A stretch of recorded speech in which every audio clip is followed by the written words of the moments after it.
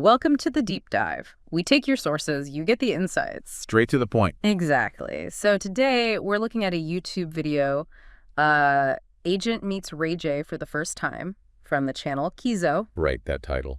And the skull emoji. It definitely signals something maybe a bit chaotic, not your standard meet and greet. No, definitely not.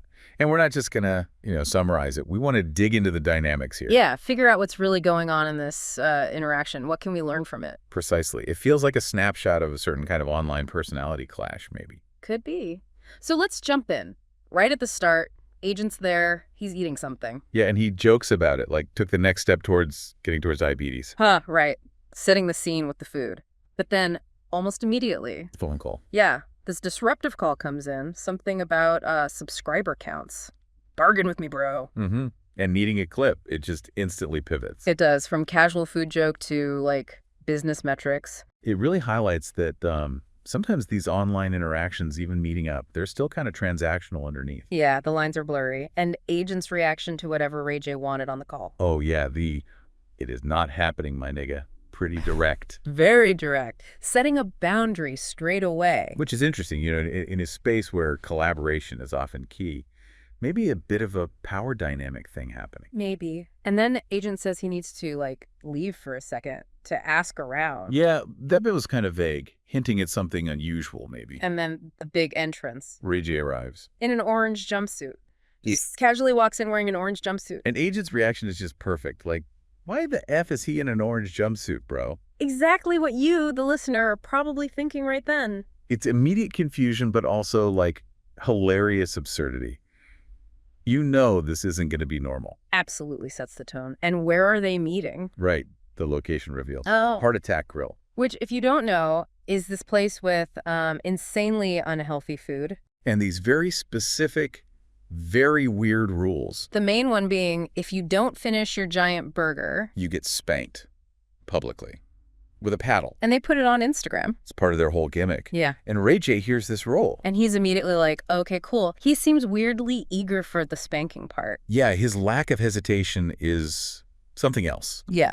Even before ordering, he's game for the punishment. What do you make of that? Is it just playing it up for the camera, for the content? Probably a mix. Okay. I mean, it definitely plays into a certain kind of online persona, willing to do outlandish things, embrace novelty, maybe even a bit of playful humiliation. Like a buzz, yeah. Exactly. It generates attention. It's almost like performance art in a burger joint. A very specific kind of performance art. And adding to the weirdness, everyone inside has to wear. Hospital gowns. Right. So Ray J gets told he needs to put one on too. So now you've got the orange jumpsuit under a hospital gown. The visuals are just getting layered. It really leans into the whole theme of the restaurant, the fake medical emergency vibe. Totally. And the gown thing actually adds to the jumpsuit confusion later, which is funny. Okay, then there was that slightly awkward comment, the run a train line. Uh-huh. Which, thankfully, Agent clarified pretty quickly. Yeah, he meant like a transition, like passing Ray J off to interact with others, not the other meaning. Yeah. Good clarification needed there. Definitely. And then it flips into another joke about if Ray J did finish the food, he'd become all female. Which is just more of that extreme hyperbolic humor, right?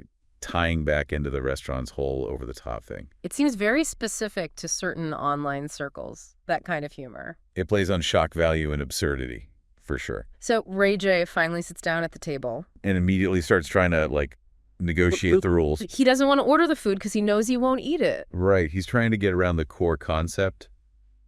But the employee... Not having it. We're not doing that. Just shuts it down. Yeah, it's a great little moment. Maybe Ray J expected some kind of special treatment. Could be. But the restaurant's sticking to its guns. The gimmick is the point. Exactly. The rules are the experience there. You can't really opt out. And then he asks if he can just wait outside. But no, the layout means he's kind of stuck in the middle of it all. Adds to the slight awkwardness. Okay, but the jumpsuit. We finally get the explanation. Yes. The mystery is solved. Turns out he just got a shot earlier. Yeah, like a vitamin shot or something. Nothing dramatic. He didn't escape from jail. It just looked that way, especially showing up at the Heart Attack Grill. And the punchline is that everyone inside is wearing weird clothes anyway. The hospital gowns. So he sort of blended in a weird way after the initial shock. It's a funny resolution. A total misunderstanding based on assumptions. Classic visual gag, almost. Then comes the spanking part, or the potential spanking. Right, they bring out Diamond, who seems to be the designated spanker. Seems like it. And suddenly Ray J, who seemed keen before. Now he looks genuinely apprehensive. Scared, maybe. Definitely a shift in his energy. He starts saying he doesn't eat much. Which totally contradicts the earlier, like, yeah, bring on the spanking vibe. It's that gap, isn't it, between the online persona, the bravado, and then the reality of the paddle. Absolutely. Performance versus reality, and then the confusion about the whoopies. Oh, God, yeah. He thought it meant, like, getting pied in the face. Yeah, like a whoopee cushion prank, maybe. Yeah. Not actual spanking. Which just adds another layer of comedic misunderstanding to the whole thing. Diamond has to actually demonstrate how to arch for it, yeah. It's quite something. So after all that, the conversation shifts to, like, future plans. Ray J mentions he's going to Atlanta soon, says he lives there. And invites Agent to the crib. Standard influencer networking, maybe? Seems like it, but then it gets a bit more specific. Yeah, talk about a future gathering. Lots of women, few men. And then the shower and stream party. Okay, yeah. That definitely raised an eyebrow. Hosted by someone called Anna Rose, with 35 girls. Right. And Agent immediately voices the obvious concern. Getting banned. Like, how is that not going to violate terms of service? Especially given Ray J's, let's say, history with controversial content. But Ray J's response. Claims he never gets banned. Total confidence. Which Agent seems skeptical about, understandably. It really shows that drive for pushing boundaries for content, doesn't it? The constant need for something bigger, more shocking. And the different risk tolerances.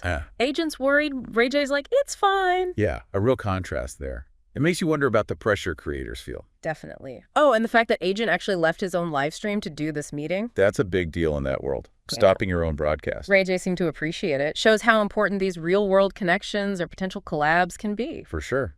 It's an investment in future content, potentially. Then there's a quick bit about lost glasses. And a final mention, like a last chance to get spanked. That spanking threat just keeps popping up. It's the running gag of the whole encounter. Thankfully, it didn't actually happen to him. No. So they wrap up. Final bits of conversation. Warnings about being safe in Atlanta. More talk about streaming together there.